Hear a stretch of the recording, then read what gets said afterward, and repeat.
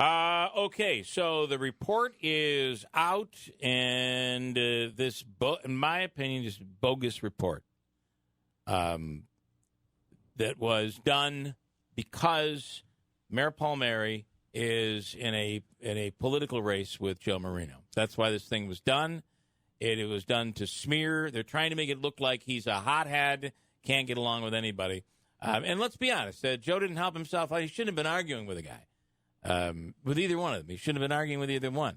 But I think it was a hit job. The investigation is done by someone who is partisan, who gets hired by the city. And even in the story that came out, it talks about how he's regularly hired by the city to do these types of investigations. Why do you have to go out of town? You could have done this right here with your own police department. And by the way, the police department and DA's office both said, and Scott McNamara said it yesterday, there was no criminal here. There was really no investigation. And but the report that came out yesterday, to me, if you read the whole thing, is a smear job. It's a hit job on Marino. And I'll give you one example. I know you disagree with it. Mm-hmm. One example. It says that Marino claimed that he was headbutted. Now, we've had him on the program talking about this. He said that he describes that he stopped and that DeBrango ran into him and they basically collided. And he turned around and said, "You just headbutted me." And Marino then said, after it was all said and done, the two of them talked. DeBrango said, "I didn't headbutt you. You stopped and I walked into you. It was a mistake."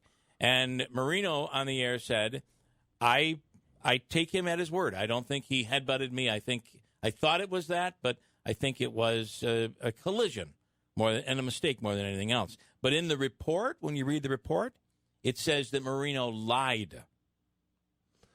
That he lied and claimed for effect that it was a headbutt. Now, I think that's a very unfair assumption. I would agree with that. Okay. Okay, and this report is filled with crap like that. It's a political hit job. Okay, so I have not seen the full report. I can see here what's in the Utica OD. First of all, I do think the timing of this and the optics, the point that you make on the optics, it's so the you guy agree with me on that part. I agree with you on that part. But according to the document, Provisional Utica Fire Chief Scott Ingersoll, who was present for the incident, made a formal complaint to the mayor. It was backed up by both Utica Police Chief Mark Williams and Deputy Chief Ed Noonan. So they were there, and they would have known whether or not this was criminal or if charges should have been filed. But there was an incident, and I don't think that this is an appropriate way. Now, can I just say this so I can have a clear conscience? I'm a guy who's been a hothead before in my life, and I've said things I shouldn't have said. I remember that time you headbutted me. But at the same time, they're at a Utica council meeting. What There's a budget meeting, but still, you're there in an official capacity. Representing the city. What if first of all, I want to know what Jack LaMedico said to Marino to prompt the response, "I'm going to kick your bleep." And what if Marino claims that he did not say that to the investigator. See, I'd love to talk to the people as well, and I need to see this report because I'm being told there's several people who say Joe Marino said, "I'm going to kick your butt," and they may have said it to more than one person. Like, "I'm going to kick your butt," and then when LaMedico leaves, said to maybe DeBrango, "I'll kick your butt." That's not appropriate for a councilman to be doing that, especially a guy who's running for mayor. Apparently, LaMedico, and I think this is in the report, called him a monkey who counts on his fingers and toes. That I don't know what that means, but I don't think it's good. Joe Marino. No council person should be running around talking like that unless someone insults your wife, your kids, your mother. I get that. I agree that this should not have occurred. That neither of them, none of them, LaMedico, DeBrango, or Joe Marino should have made the statements that they made, should have been at any position where they were close to to some sort of a confrontation. I agree with that. I think it is unbecoming. And however, I think this was still a political hit job. And I think there have been plenty of situations that the mayor himself For instance, we sat, you were with me, Andrew, at the It was the Tractor Supply groundbreaking. Yes. Now, this is something that I witnessed. The mayor went after Anthony Brindisi so disrespectfully in front of the two of us. I couldn't believe it. It was clearly now there was no I'm going to kick your after. It was heated. Like that. It was heated. It was heated. And I think there are plenty of situations where the mayor has been involved in unsavory behavior in confrontation with others, and others have been involved, and I think that should stop. I didn't think that behavior, maybe this incident will stop that behavior. But this is a complete political hit job. But that doesn't forgive what he said to Brindisi. Doesn't forgive the Marino thing. I didn't say that it does. Right.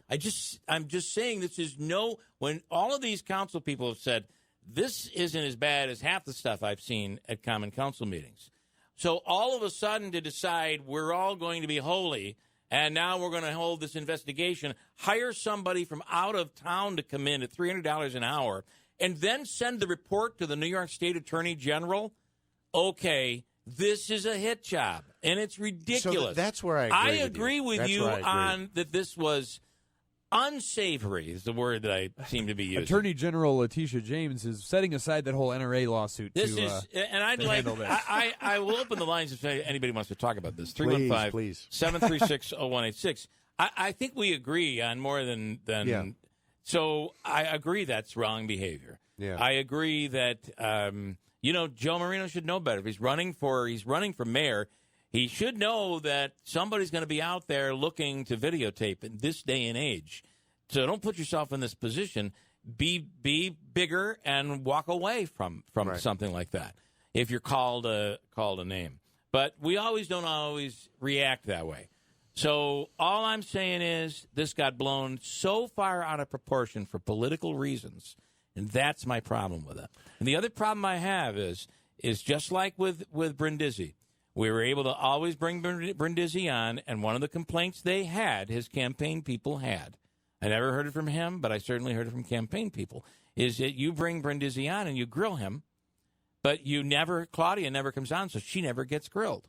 And the same thing is happening here. Marino will come on, but the mayor won't come on. So I'd like to ask the mayor, how do you allow the optics in this case, the optics in the Chief Brooks case, the optics in the sword-fighting deputy fire chief case? How do you allow the optics? And the term limits thing. How do you justify not having any care of what this might look like to the people who vote for you? And that's my issue. Marino was wrong. Don't get me. He was wrong. So was Lomenico, and so was DeBrango. This is, again, I'm going to read to you from here this morning's Utica OD. The second dispute, yada, yada, yada. Okay. According to the report, video shows Williams, Noonan, the chief and deputy chief of the police department, and Utica Police Captain David Mickle all had to step between the two councilmen at one point. What if Marino, because he's talking the talk, and he's obviously upset about something, hauls off and whacks one of these guys, whether it be Lomenico, DeBrango? It would have been a different story. If right he off the elbows bat. somebody, the report says you want to talk about wasting tens of thousands of dollars? What's the lawsuit going to be like for the city that the taxpayers have to pay? First of all, you cannot run around threatening to kick people's butts at a meeting, short of they insult your wife, your kids, or your parents. I'm sorry. So you think it'd be justified if they said that? If Councilperson X says, your wife's an X, right? Chances then okay, are clock him. Then I'm in your corner. Go kick his butt, and I will cheer you on the whole time. And I'm serious. Listen. The behavior was absolutely wrong. And then when he comes in here, right after it happened, he says, no, come on, we're friends. Nothing happened. The police chief, the deputy police chief, and another officer got between them.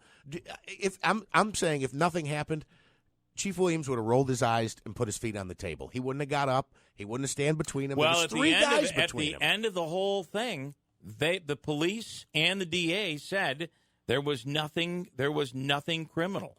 There was no reason for an investigation. But somehow the mayor decided, well, we're going to have an outside investigation. I just want to say also, that doesn't look political. Your point on the mayor thing is correct, because now you have other people saying, This is it's actually been worse than this before. Why wasn't there an investigation before? If worse things have happened, there should have, to be fair, there should have been an investigation before, too.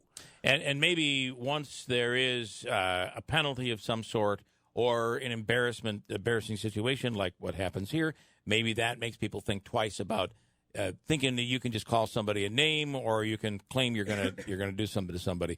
I just feel that based on history, this is another example of this mayor being political and favoring one situation over another, like with the fire chief situation. Same thing here. The investigation was a waste of money. You could have figured this out by just talking to the people yourself, bringing in the have corporation counsel handle it. Have the DA's office, which they did do an investigation and said there was nothing criminal.